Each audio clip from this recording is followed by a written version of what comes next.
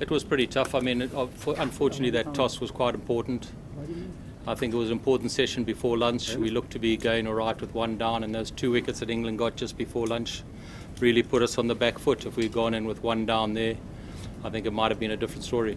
From the point of view, you must have a look at, there's been quite a few injuries which have set us back a little bit.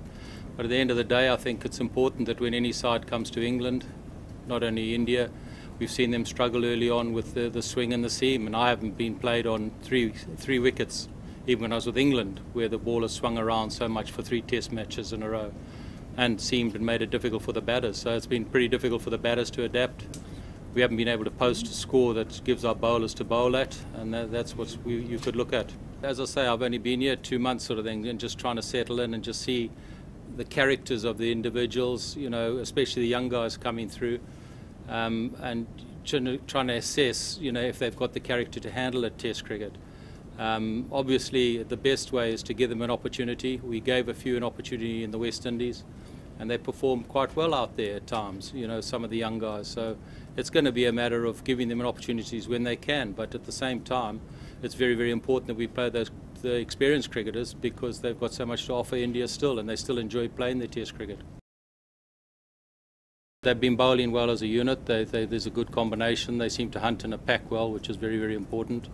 And they've got a lot of intensity about them when they go about it. But it has been made easy, as I say, by these conditions where it's really swung, it's really seamed, so it really suits that pace attack.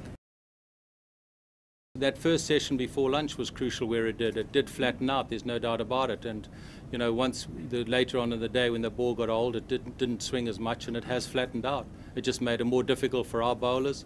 I think the thing is, in those situations, it's important when you only got a score of 224, you've got to get wickets early on, and the only way you can do that is to try and attack. And if you sometimes attack too much, you're bound to bowl some loose balls, because it was crucial that we get 1 or 2 wickets, especially before the close of play, which we are unfortunate not to do.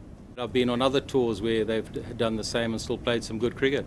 I think what's been surprising is with all this cricket, they've still put in some good performances and practices, and that's where normally you see this fatigue setting in, where the practices are sort of lethargic, there's no intensity. But these blokes, you can give them an optional practice, and they still all pitch up to that practice, which shows they're still keyed up and they want to do well in Test cricket. We've got players who have scored 200s, 300s, you know, in their CVs.